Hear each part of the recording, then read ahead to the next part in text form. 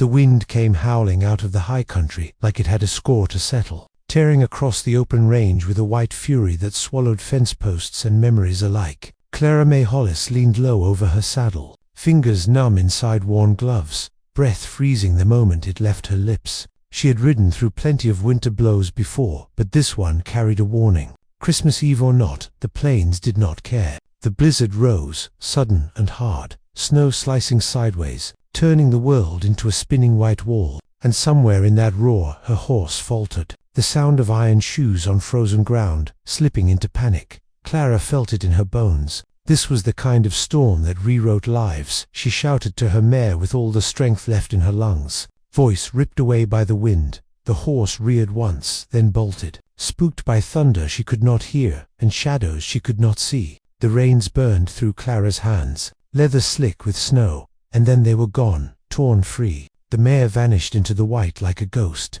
leaving Clara standing alone on the open range, heart hammering louder than the storm. She turned in a slow circle, snow already filling her tracks, the horizon erased. Every direction the same merciless blank. Losing the horse was one thing, losing direction was another, and fear crept in cold and sharp. Clara pulled her coat tighter, wool stiff with ice, and forced herself to think like her father had taught her back when she was more girl than woman. Storms passed. Panic did not help. Find shelter or follow the lay of the land. She remembered a line of cottonwoods somewhere east, maybe a creek bed, maybe a ranch. She could not be sure, but standing still meant freezing. She took a breath that hurt her chest and started walking, head down, boots breaking crusted snow. Each step a promise she made to herself that she would see another sunrise. The land groaned under the weight of winter. Fences hummed like morning wires, and the sky pressed low and heavy. Clara's thoughts wandered to warmer things to keep fear at bay.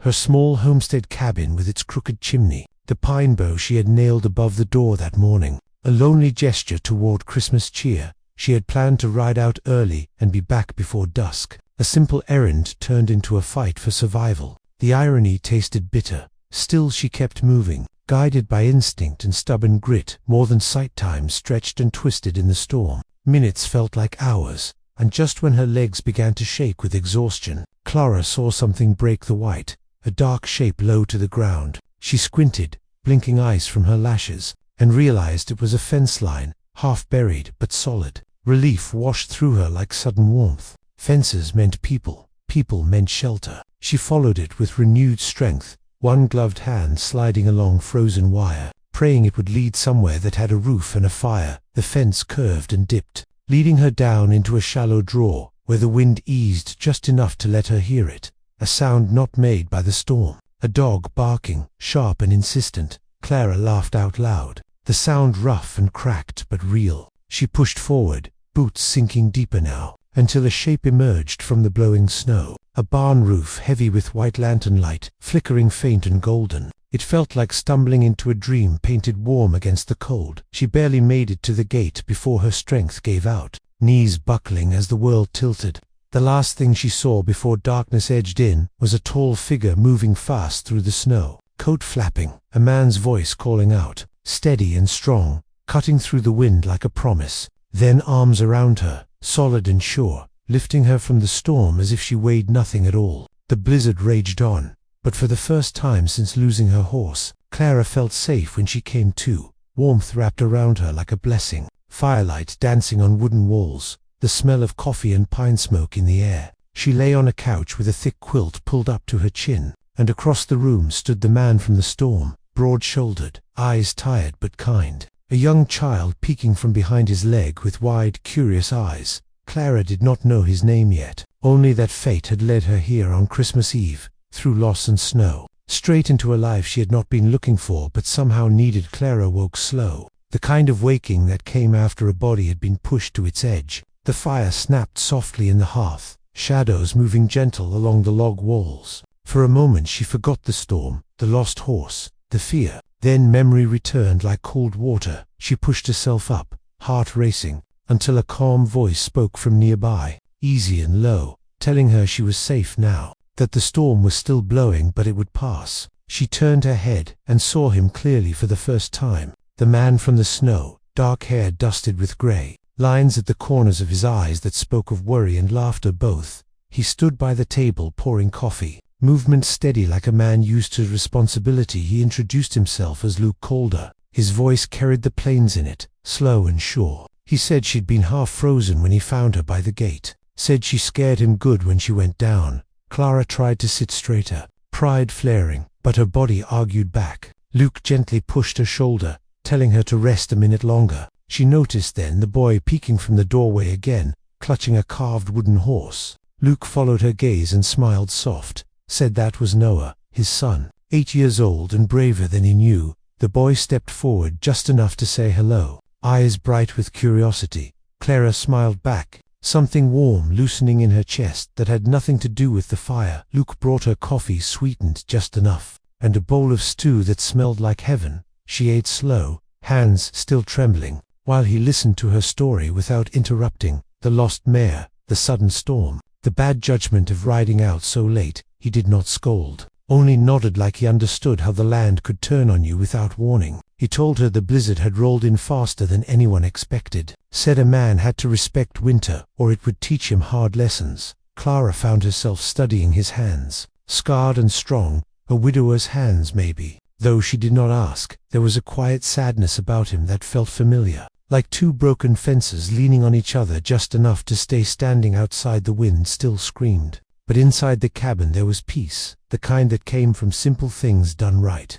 Noah sat on the floor pushing his wooden horse through imagined drifts, making soft blowing sounds with his mouth. Clara laughed before she could stop herself. The sound surprised her. It had been a while since laughter came easy. Luke's eyes flicked toward her at the sound, something unreadable passing across his face, like hope he had not given permission to surface. He asked where she lived, how far she had come. Clara told him about her small place west of the ridge, about living alone since her father passed. Luke nodded, saying the land did not make it easy for women alone, but he respected the grit it took. Respect warmed her more than the stew ever could. As the afternoon dragged toward evening, the storm showed no sign of mercy. Snow piled high against the windows. The sky dimmed early. Luke said she would have to stay the night. Roads were gone and riding was impossible even if her horse wandered back. Clara hesitated out of habit more than fear. Independence ran deep, but her body answered for her, exhaustion heavy in her bones. She agreed, thanking him. Luke simply nodded, saying Christmas Eve was no night to turn someone out. He began preparing a simple supper, Noah helping with serious focus. Clara watched from the table, feeling oddly like she had stepped into someone else's life, one that fit better than she expected. Supper was quiet but comfortable, the kind of quiet that did not demand filling. After they ate, Luke brought out a small tin box. Inside were a few modest gifts, a scarf for Noah, a book with worn edges. He apologized to Clara for the smallness of it all, but she shook her head, telling him it was perfect. Noah insisted she open one too, a simple knitted pair of gloves, clearly too small for Luke. Clara swallowed hard, emotion catching her off guard. She had not expected kindness, not like this. Luke explained they had been meant for a neighbor, but had never made the trip. Clara slipped them on. They fit just right, like they had been waiting for her. Later, when Noah finally drifted off to sleep by the fire, Luke sat across from Clara with 2 cups of coffee gone lukewarm. The storm howled outside, but inside words came easy. He spoke of his wife, gone 3 winters now after a fever took her quick. Spoke of learning to be both father and mother, of long nights and quiet mornings that stretched too far. Clara listened, understanding more than she said. She shared her own losses, her mother gone young, her father last spring. The way silence filled her cabin until it felt like a weight, their stories braided together. 2 lives shaped by loss finding common ground in the glow of a Christmas fire near midnight. The wind finally softened, the storm easing its grip. Luke offered her the bed, insisting he'd take the chair. Clara argued weakly, then relented, too tired to fight kindness. As she lay there listening to the cabin settle, she realized something had shifted. The blizzard had taken her horse, stolen her plans, but it had given her this warmth, connection, a man whose steady presence made the world feel less harsh. And somewhere deep inside, beneath caution and old wounds, hope stirred, quiet and fragile, like the first star breaking through a clearing winter sky. Dawn came pale and quiet, the kind of morning that followed a hard reckoning. Clara woke to a stillness so deep it felt holy. The blizzard had burned itself out in the night. leaving the world buried and shining. Frost traced lace along the windowpane, and somewhere beyond the walls a rooster tried out his courage against the cold. She lay still for a moment, listening to the cabin breathe, feeling warmth seep into places that had been numb for a long time, not just in her fingers and toes, but in her chest too. The bed smelled faint of clean cotton and pine smoke, a borrowed comfort that made her ache in ways she did not yet have words for. She dressed quietly and stepped outside. The snow reached nearly to her knees. The sky stretched wide and blue, scrubbed clean by the storm. The ranch spread out before her, fences bent but standing, cattle huddled close, and there by the corral she saw it. Her mare, head down, tail flicking, alive. Clara laughed and cried all at once, trudging through the drift to lay her forehead against the horse's warm neck, whispering thanks and apologies. Luke came up behind her, hands tucked in his coat, relief plain on his face. Said the mare wandered in near dawn like she knew where she was meant to be.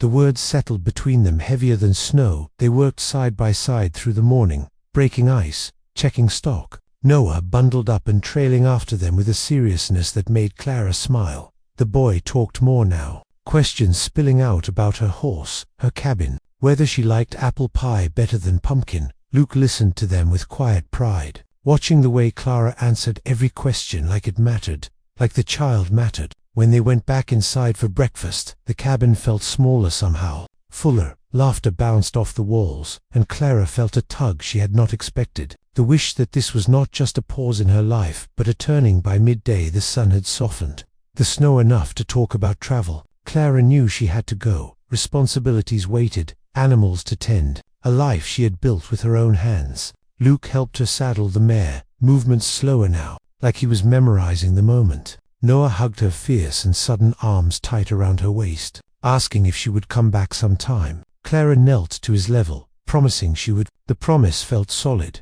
not just words. Luke handed her a small parcel, leftover pie wrapped careful, saying the road was long and winter still held its temper. Their fingers brushed, a spark passed, quick and undeniable. Neither pulled away right away. At the gate they stood facing each other, the open land stretching wide and honest around them. Luke spoke first, saying he did not know what this was, only that the storm had brought more than trouble to his door. Clara answered truth with truth, saying she felt it too, that she had not planned on anything beyond getting home alive, but plans had a way of changing out here, especially when the land decided to interfere. Luke smiled at that, a real smile that reached his eyes. He said the road to town ran by her place, said he would find reasons to ride that way. Clara mounted up, heart pounding, and rode off with the weight of his gaze warm between her shoulders. Winter deepened but did not feel so heavy after that. Luke came by with feed one week, fence tools the next, sometimes just coffee and talk. Clara rode over when she could, learning the rhythms of his ranch, the sound of Noah's laughter echoing off the barn, the way Luke moved through his days steady and sure. Grief still lived there, but it no longer ruled the place. Christmas decorations stayed up longer than tradition allowed, pine boughs drying and shedding needles like quiet reminders that joy did not have to be perfect to be real. Spring hinted early that year, or maybe it only felt that way because hearts had begun to thaw. One evening, as the sun bled gold across the fields, Luke asked Clara to stay, not for a night, not for convenience, but for good. He did not make speeches or promises he could not keep, only said he knew the road was hard alone, and it did not have to be any more. Clara looked at the land, at Noah, chasing the dog through melting snow, at Luke standing there open and waiting. She thought of the blizzard, of fear and loss, and the moment she had fallen into his arms. She said yes, with tears in her eyes and strength in her voice. The next Christmas came gentle, snow falling soft and slow, a lantern burning bright in the window. Clara stood beside Luke on the porch, Noah between them, the mare, grazing peaceful in the pasture. The storm that had taken her horse had given her a home, a family stitched together by chance and choice, out on the wide, honest plains where winter tested you and love. Once found, held fast, the wind whispered across the land, but inside the light stayed warm, steady, and sure.